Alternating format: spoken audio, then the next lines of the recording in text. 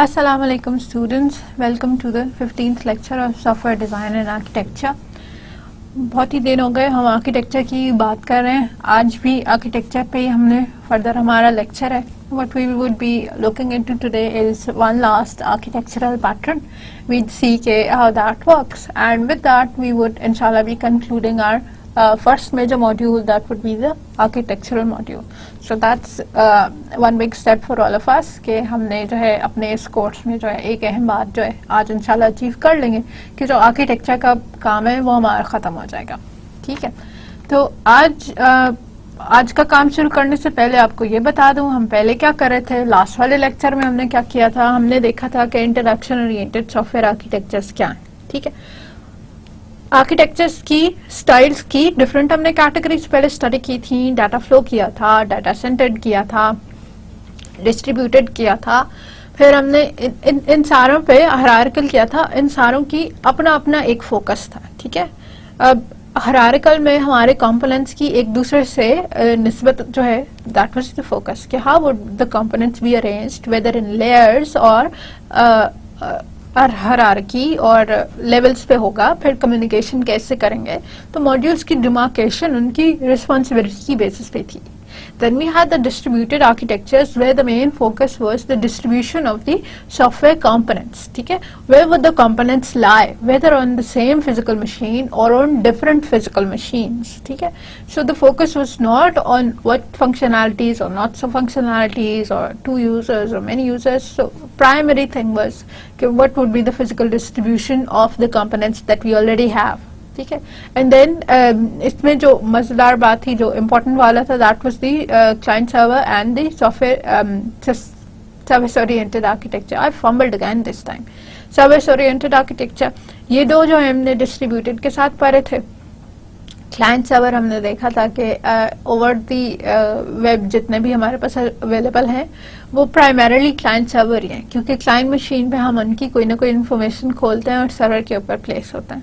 तो client server हम उस आर्किटेक्चर को कहते हैं where one component is responsible for putting up a request and the other component is responsible for fulfilling that request. ठीक है, and then there was the service oriented architecture जिसने हमने अपने मॉड्यूल्स को, अपने कंपोनेंट्स को एज सर्विसेज देखा था। We saw that when you create an independent module or independent component that does not have any language or framework dependencies, so then you can call it a service। और services जो है वो market की जाती।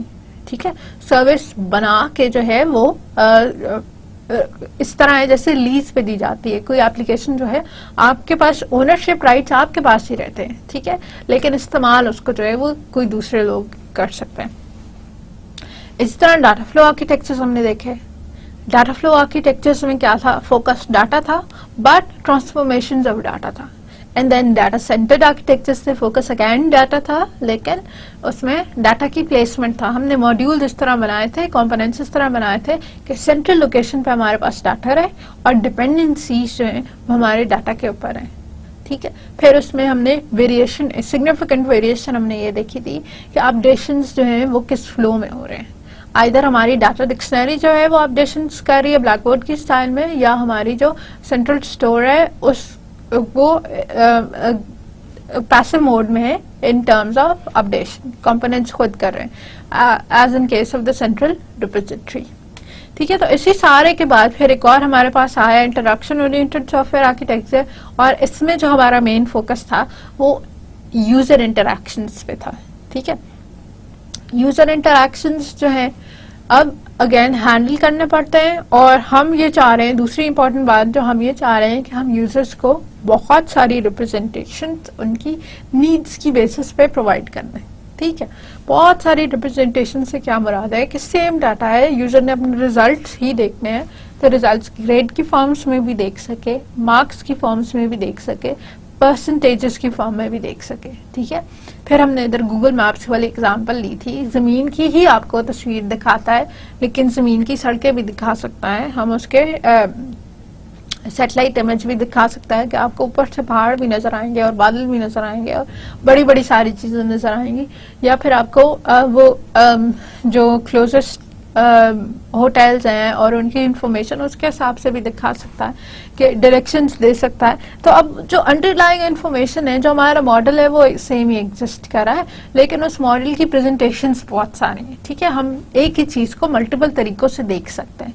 तो ये idea जो था, इससे हमारे पास जनरेट हुआ इंटरैक्शन ओरिएंटेड सॉफ्टवेयर आर्किटेक्चर या मॉडल व्यू कंट्रोलर आर्किटेक्चर, ठीक है। तो इसमें मॉडल व्यू कंट्रोलर आर्किटेक्चर के अंदर या एमवीसी आर्किटेक्चर के हमने अंदर क्या लिखा कि what we did was we decomposed our system into 3 major parts, ठीक है। हमने सिस्टम के टुकड़े कर दिए और 3 अहम हिस्से बनाए। कौन सा? व्यू का, मॉडल का, कंट्रोलर का, ठीक है। जो रेंडरिंग का या शक्ल वाले से जितना ताल्लुक था वो व्यू के पास चला गया।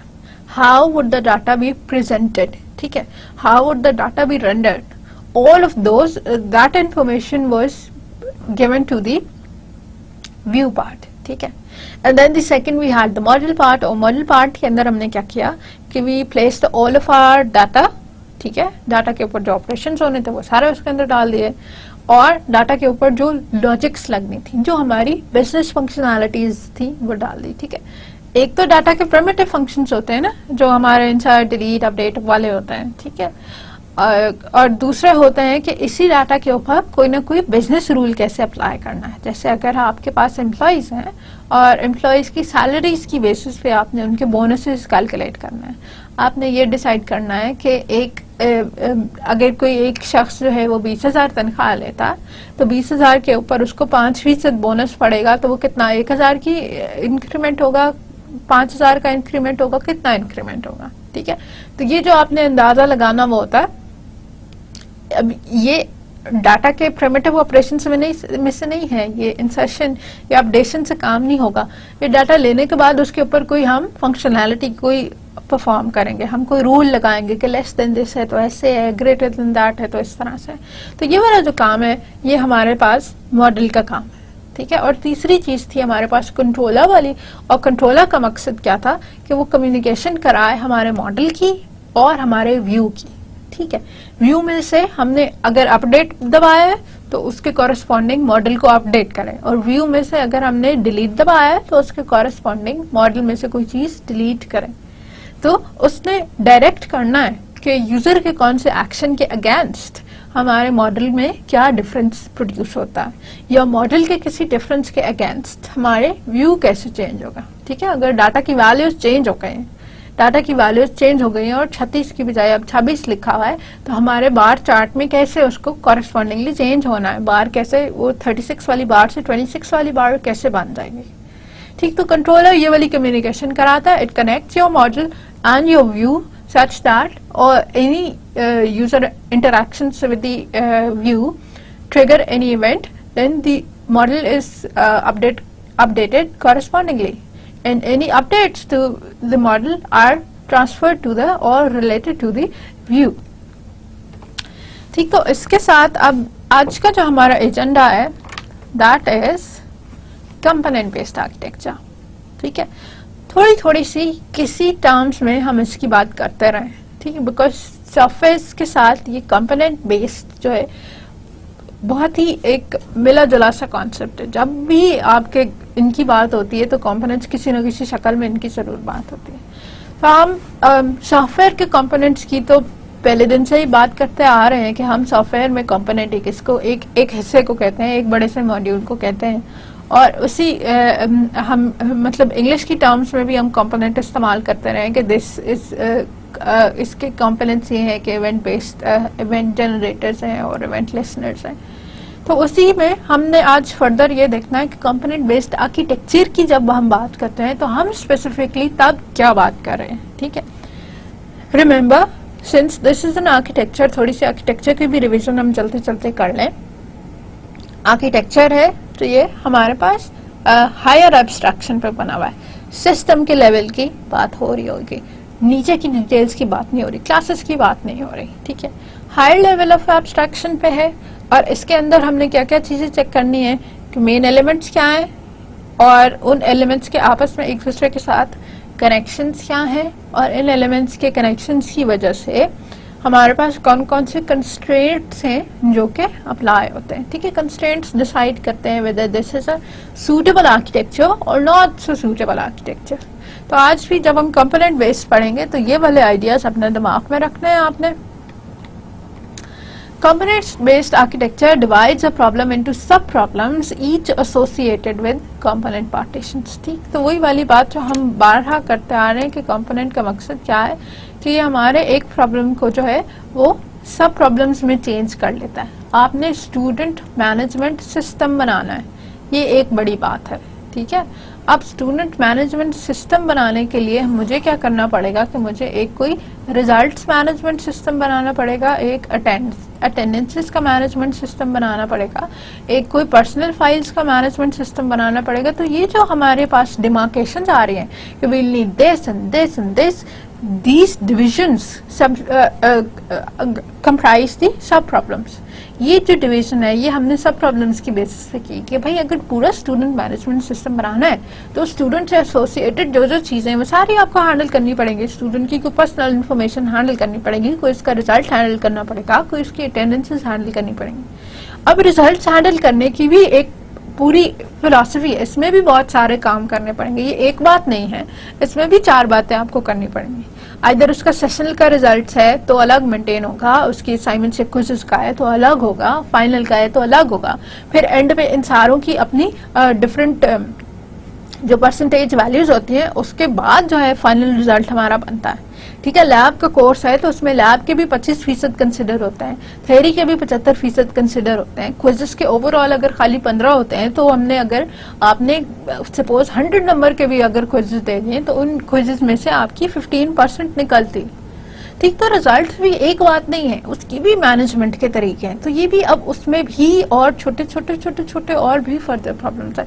तो स्टूडेंट मैनेजमेंट के हिसाब से रिजल्ट्स मैनेजमेंट एक सब प्रॉब्लम है। और सब प्रॉब्लम क्यों है, हम इसको सब प्रॉब्लम क्यों कहते हैं, क्योंकि ये एक स्टूडेंट मैनेजमेंट से छोटा है और खुद इसको करने के लिए भी 2-4 हमें काम करने पड़ता है। ठीक है, यूनिट प्रॉब्लम नहीं है, स्टूडेंट प्रॉब्लम से छोटा है और इसके अंदर भी आपके पास 2-4 एक्टिविटीज हैं जो आपने करनी है। तो फिर हमने ऐसे किया कि हमने जब ये 2-4 एक्टिविटीज वाली जो चीज थी ये हमने एक जगह सेट कर ली और हमने इसको कह लिया कि ये हमारा एक कंपोनेंट है।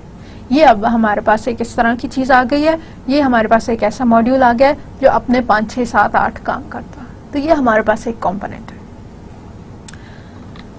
The interfaces of the components play important roles in component based design। ठीक है, अब कंपोनेंट बेस्ड डिजाइन में जो दूसरी बहुत सिग्निफिकेंट बात है, पहली बात तो डिवीजन वाली बात है ना कि हमने अलग किस बेसिस पे करना है, अलग किस चीज को करना है और किस बेसिस पे करना है। कब आप ये डिसाइड करते हैं कि अच्छा ये सब प्रॉब्लम है।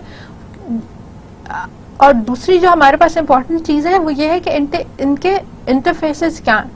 रिजल्ट्स वाले को अटेंडेंस वाले के साथ कम्युनिकेट करना है, क्योंकि ये इंडिपेंडेंट सॉफ्टवेयर नहीं है। ठीक है, ये एक ही सॉफ्टवेयर के पार्ट है ना। एक्चुअली जो मेरे पास सॉफ्टवेयर है वो तो स्टूडेंट मैनेजमेंट सिस्टम है, जो एक्चुअल चीज एग्जिस्ट करी that is the student management system, and one aspect of that is the results and the other is the attendance and the third is the personal information module. ठीक है, ये अलग अलग है। ठीक है, लेकिन ये किसका पार्ट है, एक्चुअली स्टूडेंट मैनेजमेंट का। तो अच्छा, अब स्टूडेंट मैनेजमेंट का काम पूरा होने के लिए जो छोटे छोटे प्रॉब्लम्स हैं आपको ये इकट्ठे काम करेंगे तो बड़ी बात अचीव होगी ना। तो इसका मतलब है कि इकट्ठे काम करने के लिए इन सबको एक दूसरे के साथ कम्युनिकेट करना पड़ता है। रिजल्ट्स की कुछ चीजें जो हैं वो पर्सनल इन्फॉर्मेशन में जाती हैं और पर्सनल इन्फॉर्मेशन की कुछ चीजें जो है रिजल्ट्स के लिए आती हैं। फॉर एग्जाम्पल CGPA है, अगर पर्सनल इन्फॉर्मेशन में यहाँ CGPA हमने मेंटेन करना है किसी भी स्टूडेंट का, cumulative grade point average maintain करनी है, तो ये हमारे पास रिजल्ट से आएगी। जब भी उसका रिजल्ट कैलकुलेट हो जाता है तो उसके बाद उसकी कम्युलेटिव ग्रेड पॉइंट एवरेज आती है और वो कम्युलेटिव ग्रेड पॉइंट एवरेज जो है हमने अपने उसके पर्सनल इन्फॉर्मेशन वाले मॉड्यूल को भेज दी ताकि वो जो है कॉरेस्पॉन्डिंगली डाटाबेस के अंदर जहाँ स्टोर करनी है जो भी उसके साथ काम करना है वो वाली चीज कर ले। तो अब ये जो कम्युनिकेशन है मॉड्यूल्स के बीच में ये किस तरह अकर होती है, ये इंटरफेसेस के थ्रू अकर होती है। ठीक है, आपको ये वाली डेफिनेशन में पहले भी देते आई हूँ कि इंटरफेसेस से याद रखें। इंटरफेस का मतलब है कि किसी भी दो चीजों के बीच में कम्युनिकेशन कराने के लिए जो मीडियम होता है, जो चीज होती है, जो शक्ल होती है, वो इंटरफेस होता है आपका। ठीक है, तो ये इंटरफेस जो है डिफरेंट तरह का होता है। जब आपने बाहर यूजर से बात करनी है तो ये यूजर इंटरफेस है, ठीक है। अगर एक सॉफ्टवेयर ने दूसरे सॉफ्टवेयर से बात करनी है, या एक कंपोनेंट ने या एक मॉड्यूल ने दूसरे मॉड्यूल या कंपोनेंट से बात करनी है, तो ये हमारे पास सॉफ्टवेयर इंटरफेसेस है। और इसी तरह अगर हार्डवेयर से बात करनी है तो हार्डवेयर इंटरफेसेस है। हार्डवेयर इंटरफेसेस में हमारे पास डिवाइस ड्राइवर्स भी आ जाते हैं। वो भी यही करते हैं कि आपको कुछ इन्फॉर्मेशन जो है, मतलब अगर एक्स की प्रेस हुई है तो एक्स की के अगेंस्ट क्या काम करना है वो डिवाइस ड्राइवर ये डिसाइड करता है। तो उसका इंटरफेस होता है हमारी हार्डवेयर के साथ। अच्छा, सॉफ्टवेयर का इंटरफेस क्यों जरूरी है? क्योंकि हम सारी बातें अभी सॉफ्टवेयर के उसकी टर्म्स में बात करें, तो सॉफ्टवेयर का इंटरफेस आपको दोबारा बता दूं। सॉफ्टवेयर का इंटरफेस यूजुअली हमारे पास फंक्शंस और फंक्शन कॉल्स की बेसिस पे होता है। कौन कौन से फंक्शंस अवेलेबल होंगे और ये फंक्शंस किस तरह कॉल किए जा सकते हैं, कि अगर आप फंक्शन के साथ कोई इंटीजर भेज सकते हैं या कोई फ्लोट भेज सकते हैं, ठीक है। इसमें पहले भी जो पहले एग्जांपल दी थी वही आपको दोबारा रिमाइंड करा देती हूँ कि मेन में से फॉर एग्जांपल हमने स्क्वायर रूट का फंक्शन कॉल किया है, तो स्क्वायर रूट के फंक्शन को कॉल करने का कोई खास तरीका है, और इसके लिए ऊपर जो हमें लाइब्रेरी डालनी पड़ती है math.h की, वो एक स्पेशल हमारे पास लाइब्रेरी है। तो ये हमें बताना पड़ता है कि लाइब्रेरी कौन सी होगी, मेन फोकस क्या होगा, और फिर उसके कॉरेस्पॉन्डिंग फंक्शन कौन सा होगा, स्क्वायर रूट का होगा। और स्क्वायर रूट का फंक्शन क्या लेता है कि एक इंटीजर लेता है और एक इंटीजर उसका रिटर्न करता है, ठीक है। तो ये जो इन्फॉर्मेशन है, कौन कौन से फंक्शन होंगे और ये फंक्शंस कैसे इस्तेमाल हो सकते हैं, ये सॉफ्टवेयर इंटरफेसेस हैं, ठीक है। तो सॉफ्टवेयर इंटरफेस क्या है? It's basically collection of classes और एब्स्ट्रैक्ट्स और सच that provide the information of how to use the that component, ठीक है। ये इंफॉर्मेशन देते हैं कि उस कंपोनेंट को, जिसका भी वो इंटरफेस है, उसको इस्तेमाल कैसे करना है, और उस इस्तेमाल के अंदर सॉफ्टवेयर की टर्म्स में उस इस्तेमाल के अंदर ये आ जाता है कौन सी फंक्शनैलिटीज और कैसे इस्तेमाल करने हैं। The main motivation behind the component based design is component reusability, ठीक है। जो इसका component based design का हमारे पास इसको क्रिएट करने का जो मकसद हमारे पास है वो यही है कि हमारी reusability जो है वो इंक्रीज हो जाए। हम ये चाह रहे हैं कि हमारा component जो है वो क्योंकि हम चाहते हैं कि हर बार जीरो से कोड ना शुरू किया करना पड़े। अगर अब जिस तरह वो होता टर्म आपने सुनी हुई होगी, डू नॉट री इन्वेंट द व्हील, कि पहिया एक दफा इजाद हो गया था तो हर बार गाड़ी बनाने के लिए वो पहले जो है आप वहां से ना शुरू करें कि पहले पहिया इजाद करें और पहिया इजाद करके टेक्नोलॉजी इजाद करें, बल्कि जो आपके पास टेक्नोलॉजीज अवेलेबल हैं, ठीक है, जो हमारे पास फैसिलिटीज अवेलेबल हैं, जो टेक्नोलॉजीज अवेलेबल हैं, उन्हीं को इस्तेमाल करके ज्यादा बेहतर प्रोडक्ट जो है क्रिएट करें, इंस्टेड ऑफ कि आप पुरानी चीजों पे लेके बैठ जाएं। अभी भी जो है वो लकड़ी का पहिया बनाएं और लकड़ी के पहिए से आप जितनी भी मेहनत करके बना लेंगे वो एक लकड़ी की गाड़ी ही बन जाएगी, ठीक है। तो आप जो है वो शुरू से नहीं स्टार्ट करें, डू नॉट, मतलब जो चीज एक बार एस्टैब्लिश हो गई है, मूव अहेड। तो कंपोनेंट्स भी इसी फिलॉसफी पे बने हैं। ये रीयूजेबिलिटी इनके अंदर क्यों आती है? क्योंकि हम ये करते हैं कि हम कंपोनेंट्स इस तरह से बनाते हैं एक कंपोनेंट अपना काम पूरा कर रहा है, और जब आपको किसी और सॉफ्टवेयर के साथ इसको इस्तेमाल करना हो तो इसको आप as a complete package, as a complete component जो है वो इस्तेमाल कर सकते हैं। The designs can make use of existing reusable commercial off-the-shelf components or ones developed in-house, and they may produce reusable components for future reuse। अब इसे एक स्टेटमेंट पे बहुत सारा reuse हो गया। डिजाइनर्स हमारे पास क्या कर सकते हैं? Existing reusable commercial off the shelf components use कर सकते हैं। ये एक कंप्लीट टर्म है, COTS, commercial off the shelf components. इसका मीनिंग क्या है? कंपनीज अपने कंपोनेंट्स बना के मार्केट में बेचने के लिए रख देते हैं, ठीक है। इमेज प्रोसेसिंग की छोटी छोटी लाइब्रेरीज मिलती हैं जो आप अपने सॉफ्टवेयर के अंदर ऐड कर सकते हैं। अब जैसे C या C++ की लैंग्वेज है, आप उसके अंदर अपना कोई सॉफ्टवेयर क्रिएट कर रहे हैं तो वो सॉफ्टवेयर ऑटोमेटिकली इमेज प्रोसेसिंग नहीं कर सकता। क्यों नहीं कर सकता? क्योंकि जो C++ की लैंग्वेज है वो इमेज प्रोसेसिंग को डायरेक्टली नहीं उठाती, ठीक है। तो फिर हम ये कर सकते हैं कि हम कोई लाइब्रेरीज के अंदर इस्तेमाल कर सकते हैं, और वो लाइब्रेरी क्या करेगी कि इमेज प्रोसेसिंग वाले फीचर्स जो हैं वो हमारे प्रोग्राम के अंदर डाल देगी। तो अब यही है कि हम छोटे छोटे से कंपोनेंट्स बना के मार्केट कर सकते हैं, और वो मार्केट जो भी कंपोनेंट हो गया, हम उसको commercial off the shelf component कहते हैं। ये कंपोनेंट्स जो हैं इन हाउस भी बनाए जा सकते हैं, मतलब आपके अपने सॉफ्टवेयर हाउस में आपने बनाए थे, किसी और प्रोजेक्ट के लिए बनाए थे, और ये हम किसी थर्ड पार्टी से या कंप्लीट डिफरेंट वेंडर से भी खरीद सकते हैं। अच्छा, अब इसमें जो इम्पोर्टेंट बात जो याद रखनी है, कंपोनेंट्स खरीदे जाते हैं, सर्विसेज खरीदी नहीं जाती, सर्विसेज इस्तेमाल हो रही होती है, लेकिन सर्विसेज के प्रॉपर्टी राइट्स जो है सर्विस क्रिएटर के पास रहते हैं। पैसे तो हम उसके भी देते हैं, लेकिन सर्विस हम किसी टाइम पीरियड वगैरह के लिए इस्तेमाल कर रहे होते हैं, सर्विस के राइट्स हमारे पास नहीं आते। ठीक है, कंपोनेंट्स हम खरीदते हैं बिल्कुल ऐसे ही जैसे आपने कोई फिजिकल वर्ल्ड में चीज खरीद ली हो, जैसे आपने कोई कुर्सी या आपने कोई किताब खरीद ली हो, तो अब उस किताब के जितने राइट्स हैं वो आपके पास हैं।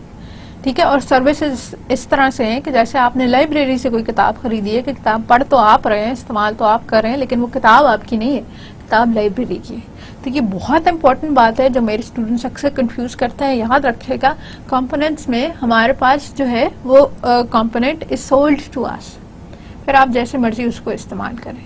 समटाइम्स हम ये करते हैं कि हम कंपोनेंट्स के साथ उनका कोड भी अवेलेबल कर देते हैं, कि हमने कोड भी दे दिए। कभी कभी हम ये करते हैं कि कोड हम उसका नहीं देते, हम खाली उसकी जनरल इन्फॉर्मेशन उसको प्रोवाइड कर देते हैं, कभी कुछ और उसका सब्स्टिट्यूट कर देते हैं, लेकिन फायदा ये है कि कंपोनेंट्स के राइट्स हमारे पास होते हैं। ठीक है, तो अब जब आपने एक कंप्लीट सॉफ्टवेयर बना लिया, ऑथेंटिकेशन का जो मॉड्यूल था वो सपोज हमने गूगल से खरीद लिया है और मैंने अपना सॉफ्टवेयर बना लिया है, लेकिन गूगल से क्योंकि खरीद लिया है तो अब मुझे अपने सॉफ्टवेयर के अंदर गूगल का नाम जो है वो नहीं डालना पड़ता, वो नहीं कहना पड़ता कि इसमें जो है ऑथेंटिकेशन वाला मॉड्यूल जो है वो गूगल की प्रॉपर्टी है। वो गूगल की प्रॉपर्टी नहीं है, वो मेरी प्रॉपर्टी है। ठीक है, इवन दो कि गूगल ने ही बनाया था और मैंने खरीद लिया, अब मैंने खरीद लिया तो वो मेरी प्रॉपर्टी है। तो जो प्रॉपर्टी राइट्स वाली बात होती है वो कंपोनेंट्स के केस में हमारे पास होते हैं। ठीक है, और ये कंपोनेंट्स की नेचर थोड़ी डिफरेंट होती है, तो जिस तरह का कंपोनेंट होगा उसके हिसाब से किस लेवल ऑफ राइट्स होंगे और क्या हम उसके साथ मॉडिफिकेशंस कर सकते हैं, वो इंडीड डिफरेंट है। लेकिन प्राइमरी आइडिया यही है कि components are for once you bought the component you get the ownership rights of it. This increases overall system reliability since reliability of each individual component enhances reliability of whole system through reuse. तो जब आपने पहले से tried and tested एक component ले लिया है, वो component बना हुआ था, वो बिल्कुल सही चलता है, गूगल ने authentication वाला मॉड्यूल बना के मेक श्योर किया था कि सही चलता है, फिर मार्केट में दिया था कि अब किसी ने हमसे खरीदना है तो खरीद लें, तो फिर हमारी सिस्टम की रिलायबिलिटी इंक्रीज हो जाएगी। अब हमें उस वाली चीज का कम से कम फिक्र नहीं करनी पड़ेगी कि वेदर दिस वर्क्स ओके और नॉट। ठीक है, क्योंकि रिलायबिलिटी इंडिविजुअल कंपोनेंट्स पे चली जाएगी। हर कंपोनेंट जो ज्यादा रिलायबल है तो इन दी एंड हमारे पास ओवरऑल सिस्टम जो है वो ज्यादा रिलायबल हो जाएगा।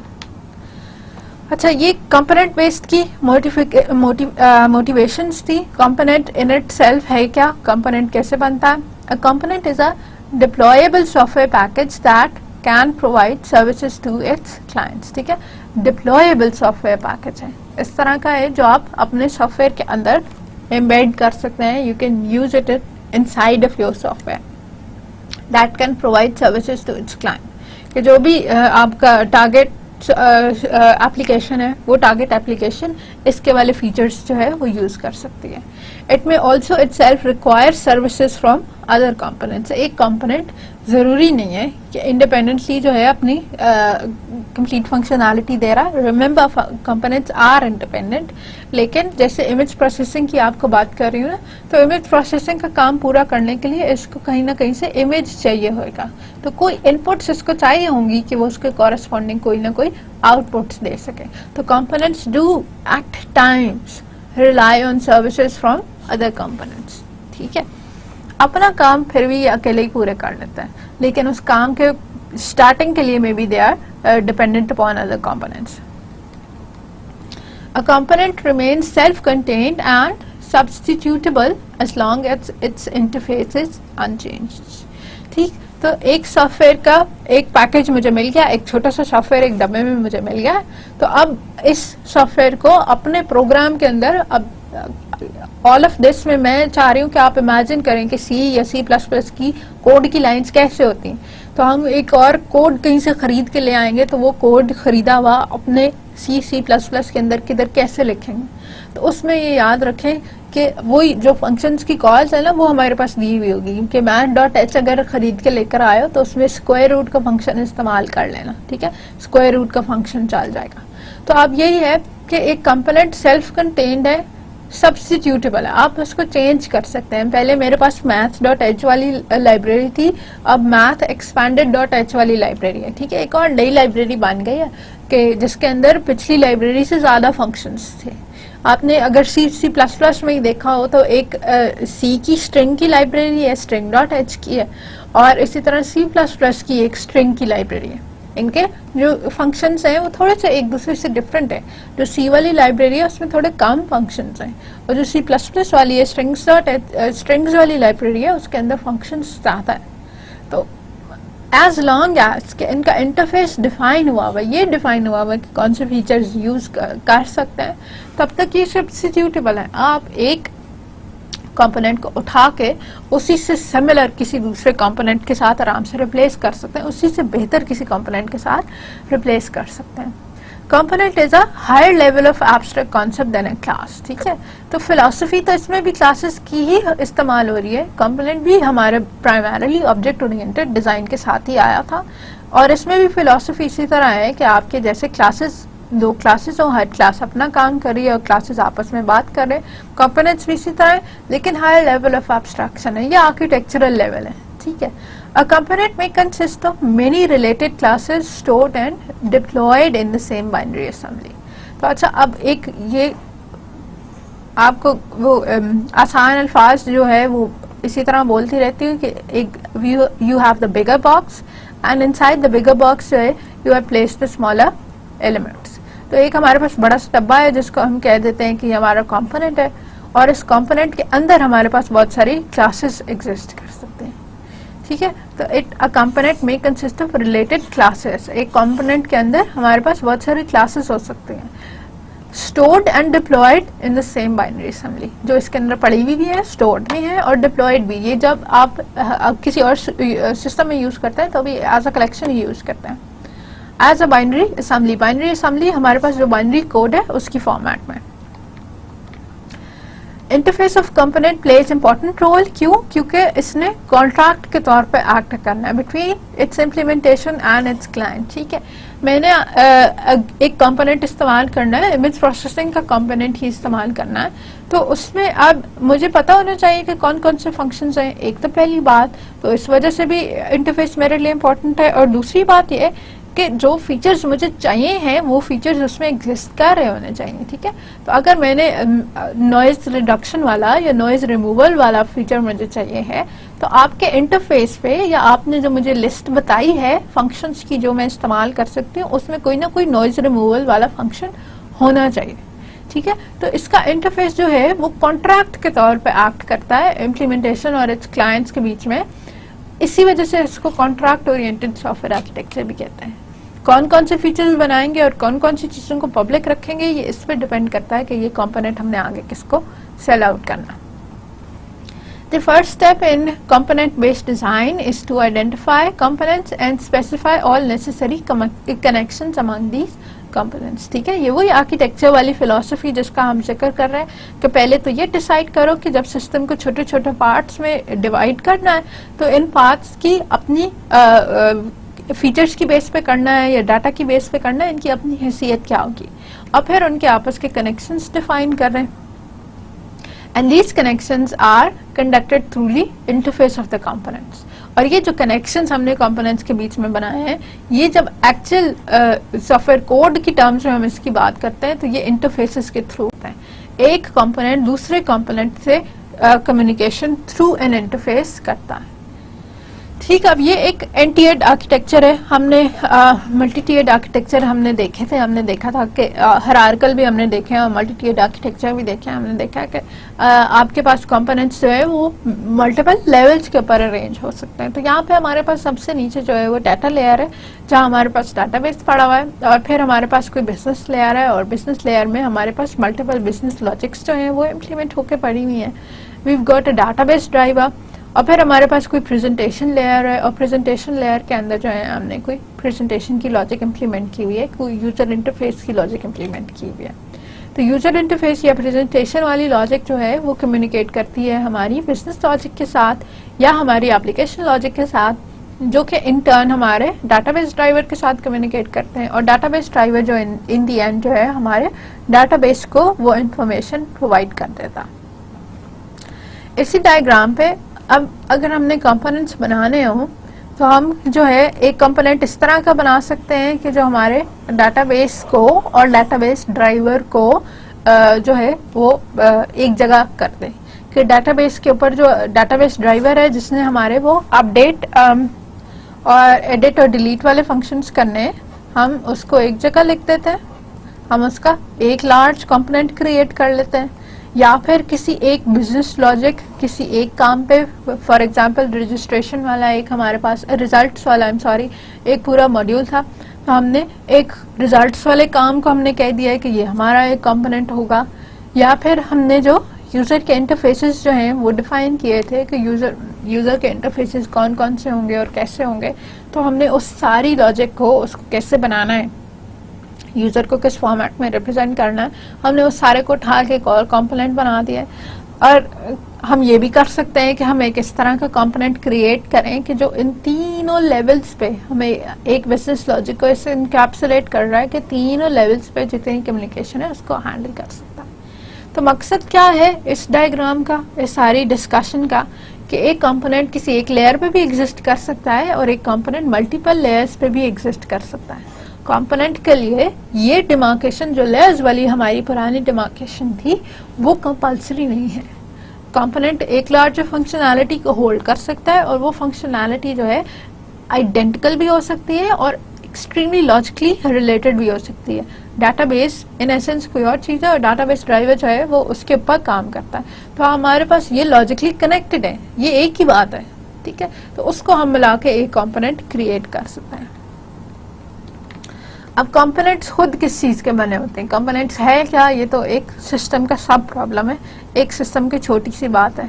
और इनकी शक्ल क्या होती है, ये किस तरह के बनते हैं, what are they composed of, what are they made up of, they are made up of source code, ठीक है। They can be made up of source code. Source code के अंदर क्या आता है, क्लासेस आते हैं, ठीक है। आइदर अ सिंगल क्लास, ये भी बड़ी इंटरेस्टिंग बात है कि even a single class can constitute one component, ठीक है। एक क्लास के साथ भी एक पूरा कंपोनेंट बनाया जा सकता है अगर वो क्लास जो है वो एक स्पेशल काम कर रहे हैं, ठीक है। तो एक क्लास ऐसा काम कर रही है जो बाकी क्लासेस के साथ डायरेक्टली रिलेटेड नहीं है और ये आपके एक बिजनेस गोल को अचीव कर रहा है या एक लार्ज काम को अचीव कर रहा है, तो उसी एक सिंगल क्लास के साथ हम एक कंपोनेंट भी क्रिएट कर सकते हैं और ज़्यादा क्लासेस के साथ भी बना सकते हैं, और ज़्यादा क्लासेस के साथ बनाते हैं तो फिर वो रिलेटेड क्लासेस होते हैं। सोर्स कोड भी हम दे सकते हैं कंपोनेंट्स का, और दूसरा हम किस शक्ल के अंदर दे सकते हैं, एग्जीक्यूटेबल कोड की फॉर्म में, ठीक है। अब आपको इन दोनों का डिफरेंस मालूम है। सोर्स कोड वो कोड होता है जो हमारी सी या C++ में या जावा में, जो जावा की इंस्ट्रक्शंस के साथ लिखा हुआ होता है, C++ की इंस्ट्रक्शंस के साथ लिखा हुआ होता है, प्रोग्रामिंग लैंग्वेज की इंस्ट्रक्शंस के साथ लिखा हुआ होता है। और एग्जीक्यूटेबल कोड क्या होता है, जो बाइनरी कोड, जो हमारी ऑब्जेक्ट कोड जो मशीन रन कर सकती है, ठीक है। तो सोर्स कोड जो है ये ह्यूमन रीडेबल होता है, ठीक है, लेकिन एग्जीक्यूटेबल कोड जो है वो ह्यूमन रीडेबल नहीं होता, वो मशीन रीडेबल होता है। तो सोर्स कोड जो है वो अगर आपको सोर्स कोड प्रोवाइड हो गया तो आप अपने कंपोनेंट में आराम से मॉडिफिकेशंस कर सकते हैं, उसमें एनहांसमेंट कर सकते हैं। लेकिन एग्जीक्यूटेबल कोड में थोड़ी सी लिमिटेशन लग जाती है कि आप वो, क्योंकि ऑब्जेक्ट कोड है तो आप उस ऑब्जेक्ट कोड को जो है चेंज करना, मॉडिफाई करना वो इतना आसान नहीं है। और वर्चुअल ऑब्जेक्ट कोड हम इसके साथ दूसरा दे सकते हैं एग्जीक्यूटेबल कोड के साथ। और देन अदर फाइल्स भी हो सकते हैं, हम वेब फाइल्स, जार फाइल्स, उनके भी कलेक्शंस, DLLs के कलेक्शंस क्रिएट करके we can create components even out of those. Images, text, indexes, हम इनको मिला के अपने कंपोनेंट्स बना सकते हैं, ठीक है। तो जो थोड़ा सा डाटा वाला एलिमेंट हमें चाहिए, हम उसकी कलेक्शंस बना के भी अपना कंपोनेंट्स क्रिएट कर सकते हैं। अच्छा, अब इसी इसके अंदर कनेक्टर्स क्या है, कंपोनेंट बेस्ड हमारा आर्किटेक्चर है, इसमें कंपोनेंट्स पे तो इनफ डिस्कशन हो गई। कनेक्टर्स क्या है, connectors can connect component specifying and ruling their interaction, ठीक है। स्पेसिफाई एंड रूलिंग ये डिटर्मिन भी ये करते हैं कि क्या क्या काम हो सकते हैं, क्या नहीं हो सकते हैं। A component interaction can take the form of method invocations, asynchronous invocations such as event listeners and registrations, broadcasting. अब इसमें आपके पास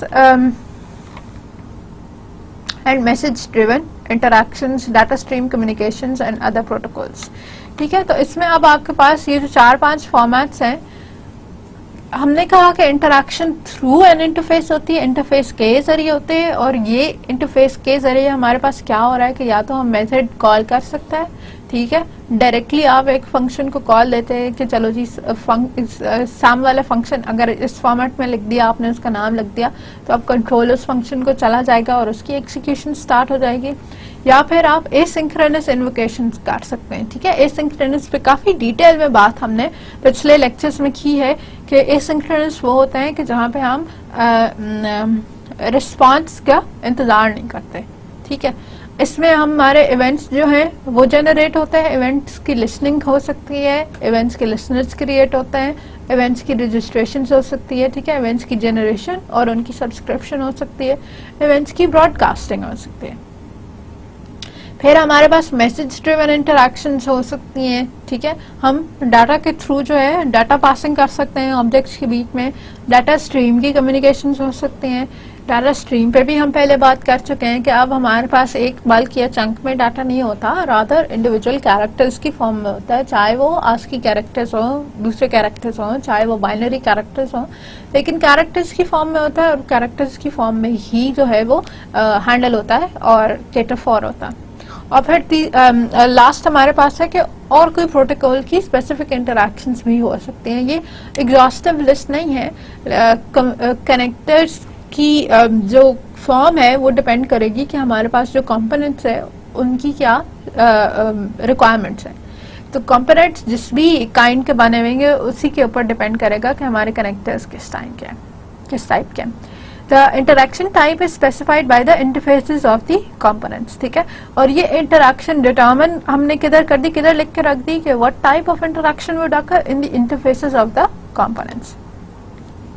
So this is the general picture of a component, ठीक है। जब हम component को represent करते हैं, ठीक है, ये UML की रिप्रेजेंटेशन है कंपोनेंट की। This is what a component looks like in a UML diagram. हमारे पास एक बॉक्स रिप्रेजेंटेशन है, ठीक है, और इस बॉक्स रिप्रेजेंटेशन के अंदर हमारे पास कंपोनेंट का नाम आ जाएगा, ठीक है। और इसके टॉप पे हमारे पास जो एक नोटेशन है समथिंग लाइक दिस, ये स्पेसिफाई करती है कि ये जो बॉक्स है वो एक कंपोनेंट को रिप्रेजेंट कर रहा है। ये स्पेसिफाई करती है कि ये जो आपने चीज दी हुई है दैट इज अ कंपोनेंट, ठीक है। ये हमारे पास ये जो ओरिजिनल नोटिफिकेशन है UML 1.0 वाली नोटिफिकेशन है, और इसी को मॉडिफाई करके ये लेटेस्ट नोटेशन निकाली हुई है, ये UML 2.0 की नोटिफिकेशन है, रिप्रेजेंटेशन, आई एम सॉरी, ठीक है। अब एक कंपोनेंट जो है उसके पास कुछ रिक्वायर इंटरफेसेस होते हैं और कुछ प्रोवाइड्स इंटरफेसेस होते हैं। रिक्वायर्स इंटरफेसेस जो हैं ये वो सर्विसेज डिफाइन करते हैं जो यूजर को एनवायरनमेंट से चाहिए, कंपोनेंट को एनवायरनमेंट से चाहिए, ठीक है। और प्रोवाइड्स इंटरफेसेस क्या है, ये वो सर्विसेज डिफाइन करते हैं जो कंपोनेंट बाद में एनवायरनमेंट को प्रोवाइड कर देगा, ठीक है। अब ये क्या बात हुई, हमने कहा था पुरानी एग्जांपल ले लें कि हमारे पास एक इमेज प्रोसेसिंग की लाइब्रेरी थी जो इमेजेस को चेंज कर सकती है, जो इमेजेस को बेहतर कर सकती है, ठीक है। आपने शाम में तस्वीर बनाई और शाम में तस्वीर इतनी लो लाइट के अंदर बन गई कि हर चीज बहुत डार्क हो गई, ठीक है। तो आपने अपनी इमेज प्रोसेसिंग लाइब्रेरी के थ्रू उसको थोड़ा ऐसे मॉडिफाई कर लिया कि ऑब्जेक्ट्स के जो हैं वो कलर्स थोड़े शार्पन हो गए हैं और ओवरऑल जो है वो थोड़ा लाइट का इफेक्ट आ गया है। तो अब ये हुआ कि आपको जो चीजें बहुत ब्लर थी या पहले नहीं नजर आ रही थी वो अब थोड़ी थोड़ी जो है वो क्लियर होने शुरू हो गई, नजर आने शुरू हो गई, क्योंकि आपने उसके ऊपर इमेज को किसी न किसी फॉर्मेट में प्रोसेस कर दिया। तो इस तरह की मैंने कोई कंपोनेंट बनाया। अब इस कंपोनेंट को इनपुट के तौर पे पहली चीज क्या चाहिए, कोई इमेज चाहिए, वो इमेज इसको रिसीव होगा तो ये अपने इमेज को एनहांस करेगा, और एनहांस करके ये मुझे प्रोवाइड क्या करेगा, एक और इमेज करेगा। ठीक होगी बात। तो हमारा कंपोनेंट जो है रिक्वायर में वो बताता है कि जो इसको चाहिए है अपना काम पूरा करने के लिए, और प्रोवाइड्स में वो बताता है कि जो ये रिटर्न करेगा after it finishes its own work.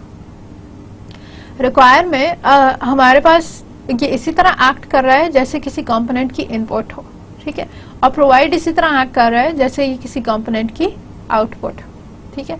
और इसका भी हमने ये दे दी कि इसकी डाटा टाइप क्या होगा, ये इमेज डाटा टाइप की होंगी, और ये भी हमने इसके साथ स्पेसिफाई कर दिया कि ये किस फॉर्मेट में या किस डाटा टाइप के साथ हमें प्रोवाइड होगा, ठीक है।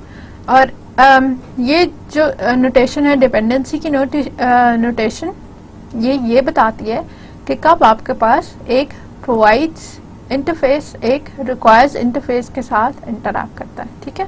दो कंपोनेंट्स अगर आपस में कम्युनिकेशन कर रहे हैं तो एक कंपोनेंट का प्रोवाइड्स इंटरफेस दूसरे कंपोनेंट के रिक्वायर्स इंटरफेस के साथ इंटरैक्ट कर रहा होता है।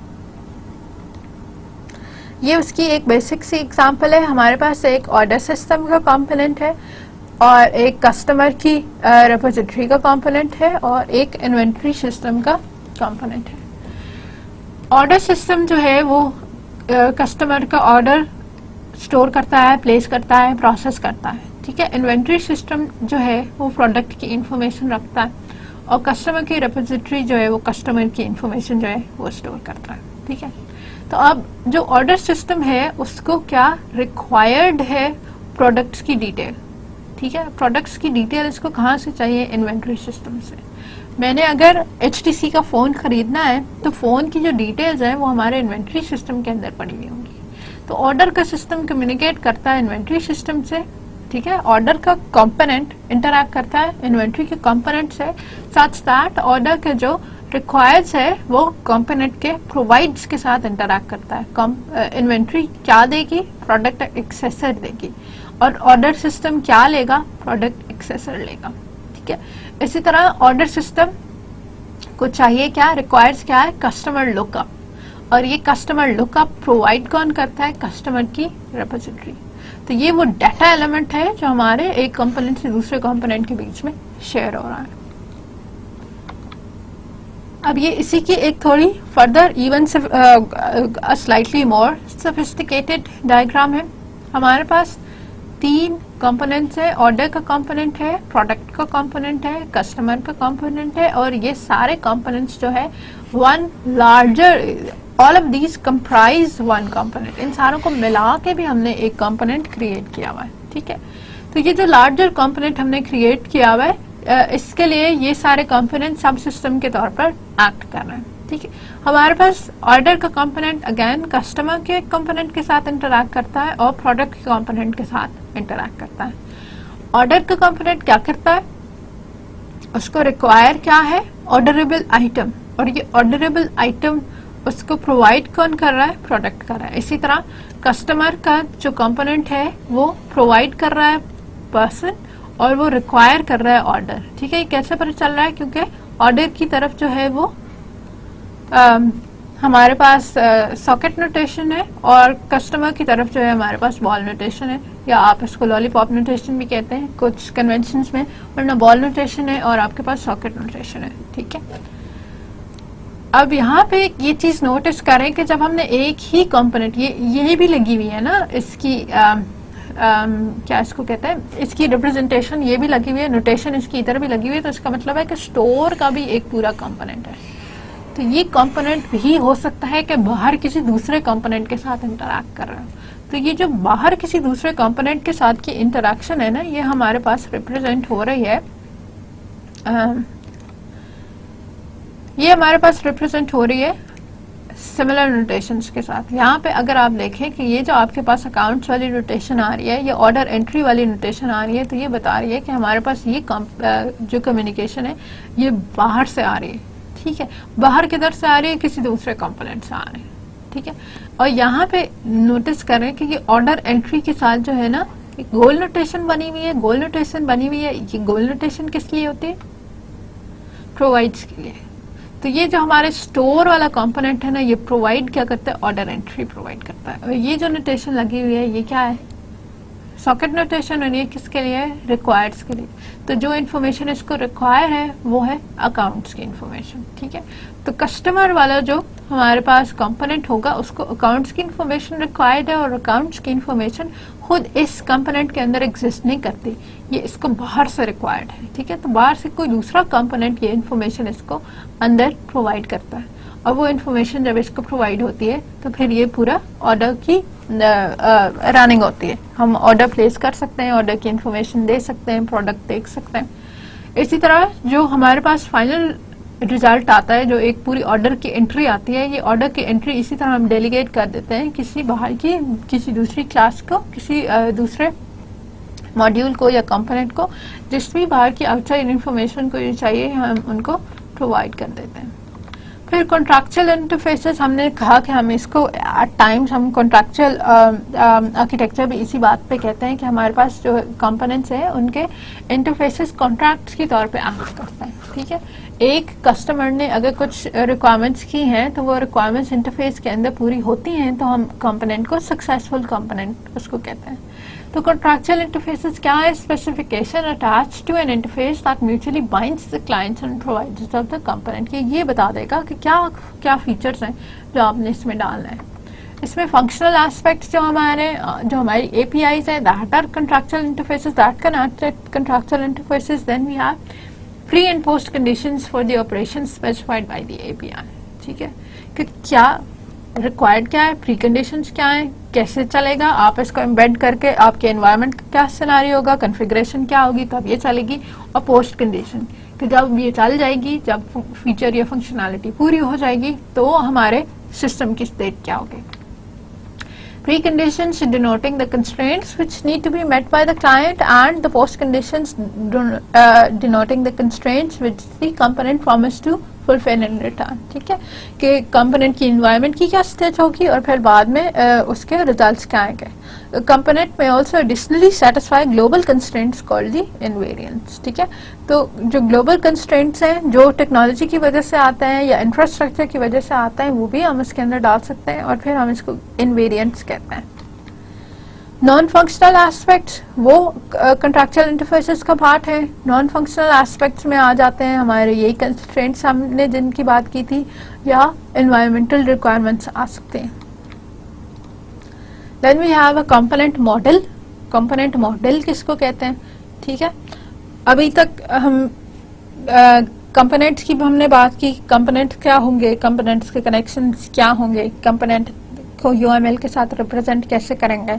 फिर हमने ये कहा कि जो इंटरफेसेस कंपोनेंट्स के साथ बहुत जो है इंपॉर्टेंट टर्म है इंटरफेसेस की, वो इंटरफेसेस क्या कॉन्ट्रैक्चुअल इंटरफेसेस क्या है, किस फॉर्मेट में, वो हमने बात की। और अब फिर है हमारे पास फाइनली कि कंपोनेंट मॉडल क्या है। Component model is the definition of standards for component implementation, documentation and deployment. जितनी चीजें हम पीछे बात करते आ रहे हैं जिन सारों की, उन सारों की जो उनके रूल्स हैं वो हमारे पास एक कंपोनेंट मॉडल के अंदर पड़े, ठीक है।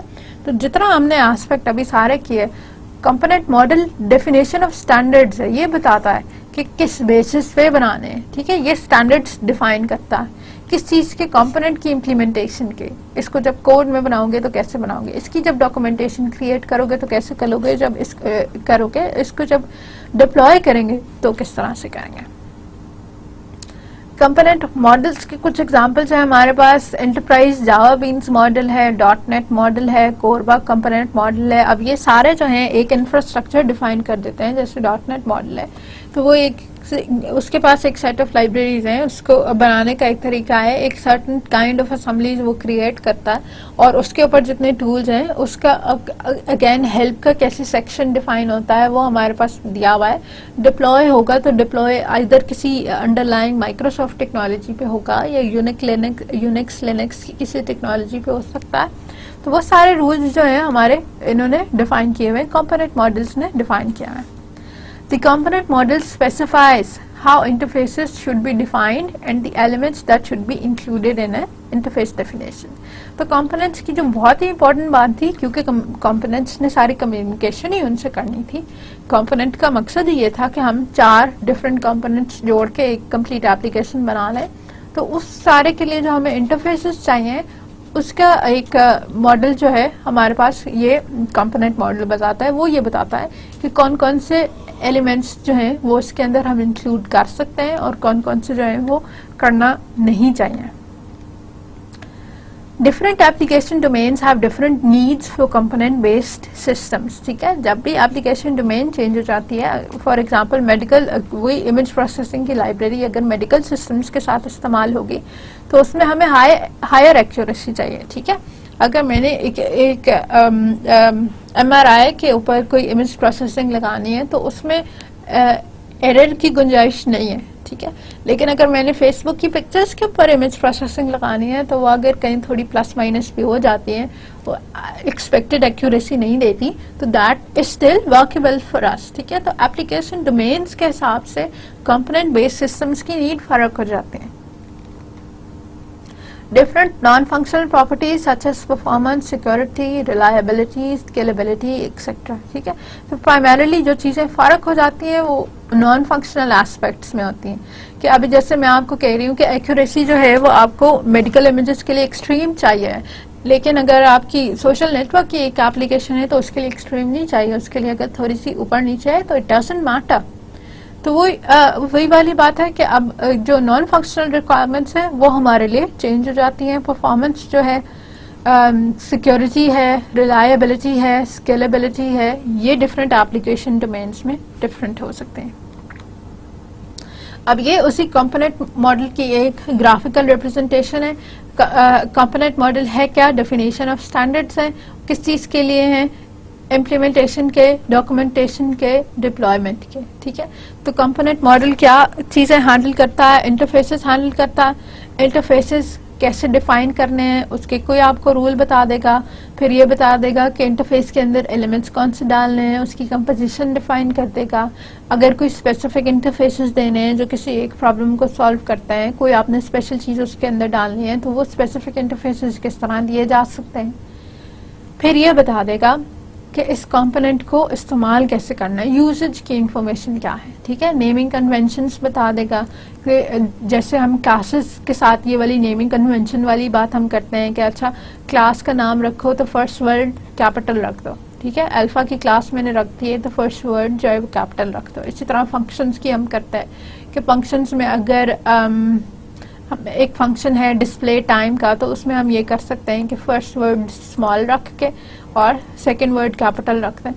तो ये नेमिंग कन्वेंशन होती है कि अगर आपने ये चीज़ बनानी है तो उसके लिए क्या नेम अप्रोप्रिएट होगा, क्या किस फॉर्मेट पे रखने चाहिए, किस पे नहीं रखने चाहिए. तो उनकी इंफॉर्मेशन हमारे पास आ जाएगी. मेटा डाटा की एक्सेस की इंफॉर्मेशन आ जाएगी. अब मेटा डाटा आपको मालूम है कि क्या है? Meta data is information about information. ठीक है, अगर मैं ये कह रही हूँ कि स्टूडेंट का नाम हमजा है तो अब और हमजा की एज जो है वो 19 है, तो ये स्टूडेंट की इंफॉर्मेशन है. और मेटा डाटा ये है कि ये टेक्सचुअल फॉर्मेट में जो है हमने स्टूडेंट की इंफॉर्मेशन गैदर की है और इस टेक्सचुअल फॉर्मेट के क्या साइजेस हैं और क्या नहीं है. तो मेटा डाटा इंफॉर्मेशन के बारे में इंफॉर्मेशन दे रहे हैं जो कोई SQL के अंदर पड़ी है, किसी के भी अंदर पड़ी हुई है, स्टोर हुई हुई है, तो उसके बारे में जो है जनरल इंफॉर्मेशन हमें दे रहे हैं. तो वो अगेन यूजेज इन्फॉर्मेशन में आ जाएगी ताकि हमें ये तो पता हो कि किस तरह का डाटा है, तो फिर हम डाटा की एक्चुअल वैल्यू को भी एक्सेस कर सकें. हमें ये तो पता हो कि स्टूडेंट का नाम जो है वो स्ट्रिंग में दिया हुआ है ताकि हम उसका नाम जो है वो निकालें और चेंज कर सकें. फिर कोई कस्टमाइजेशन की इंफॉर्मेशन देनी है तो वो हम कंपोनेंट मॉडल के अंदर दे सकते हैं यूजेज इन्फॉर्मेशन के साथ. कस्टमाइजेशन क्या होता है? अपनी रिक्वायरमेंट्स पे उसको चेंज करना होता है. ठीक है, कस्टमाइजेशन क्या है? अपनी रिक्वायरमेंट्स पे जो है सिस्टम को चेंज करना होता है. जैसे हम चाहते हैं कि अब फेसबुक तो कस्टमाइजेबल नहीं है, लेकिन आप इमेजिन करें कि अगर आप ये चाहें कि फेसबुक की ब्लू थीम की बजाय जो है वो ग्रीन थीम हो जाए या पर्पल थीम हो जाए और आप उसको चेंज कर सकें कि वो सारी की सारी ब्लू में आना शुरू हो जाए. ठीक है, या विंडो के जिस तरह हम आइकन्स चेंज करते हैं, विंडो ब्लैक कलर में भी सारी की सारी चेंज हो सकती है और उसकी ब्लू कलर में भी हो सकती है, सिल्वर में भी हो सकती है। तो वो जो कस्टमाइजेशन अगर हमने कंपोनेंट्स के साथ करनी हो, हम सॉफ्टवेयर की कोई ना कोई कॉन्फ़िगरेशन इस तरह की चेंज कर रहे हैं कि वो कस्टमाइज हो जाए, वो हमारी रिक्वायरमेंट पे ज़्यादा परफेक्टली उतर सके, हम उसमें कुछ प्लस कर रहे हैं, कुछ माइनस कर रहे हैं, तो उसकी इंफॉर्मेशन अगेन यूजेज इंफॉर्मेशन के अंदर प्रोवाइड कर देंगे। And then deployment in use, हमने अभी बात की कि हम सोर्स कोड के तौर पे दे सकते हैं, हम एक्स्ट्रा फाइल्स के तौर पे हम दे सकते हैं, या किसी भी पर्टिकुलर तरीके से दे सकते हैं। तो वो इन्फॉर्मेशन हमने इसके अंदर डाल देनी है कि हम इसके पैकेजेस किस तरह क्रिएट करते हैं और उन पैकेजेस के साथ जो है क्या काम कर सकते हैं, क्या नहीं कर सकते। एंड देन डॉक्यूमेंटेशन पे डिसाइड होगा कि यूजर इसको कैसे पढ़ेगा। एवोल्यूशन सपोर्ट, अगर आपने इसको मेंटेन करना है, इसको एनहांस करना है बाद में, तो उसका क्या तरीका हो सकता है। ठीक है, इसमें यह बात याद रखिए कि once a component is sold it is not your property, तो अब इसकी एनहांसमेंट वो आपकी जिम्मेदारी नहीं रहेगी, अब वो कस्टमर खुद अपनी मर्जी से करेगा। तो फिर उसको ये इन्फॉर्मेशन हमने देनी है कि अगर आपने एवोल्यूशन करनी है, एवोल्यूशन की सपोर्ट हमने इसके अंदर डाल दी है, एवोल्यूशन करनी है, आपने चीजें चेंज करनी है तो वो कैसे करनी है। ठीक है, हमने अपने मॉड्यूल को इतना जेनेरिक, इतना क्रिएट किया कि आप इसके अंदर नए फीचर्स डाल सकते हैं, कैसे डाल सकते हैं उसकी भी इंफॉर्मेशन हमने आपको प्रोवाइड कर दी है। ठीक है, कंपोनेंट लेवल की गाइडलाइंस क्या है, नेमिंग कन्वेंशंस उसके फॉलो करें, एस्टैब्लिश नेमिंग कन्वेंशंस करें और उनको फॉलो करें। ठीक है, आर्किटेक्चरल कंपोनेंट नेम्स हमेशा प्रॉब्लम डोमेन में से निकालें, प्रॉब्लम डोमेन में जिस तरह से थे नाम दिए हुए वही वाले इधर इस्तेमाल करें। Use infrastructure component names that reflect their implementation specific meanings. ठीक है, तो वो जो मीनिंग्स हैं वो बिल्कुल उसी तरह के होने चाहिए कि जो उसके काम को रिप्रेजेंट कर रहे हों। डिपेंडेंसीज और इनहेरिटेंसेस कैसे दे सकते हैं, model dependencies from left to right, inheritances from top to bottom.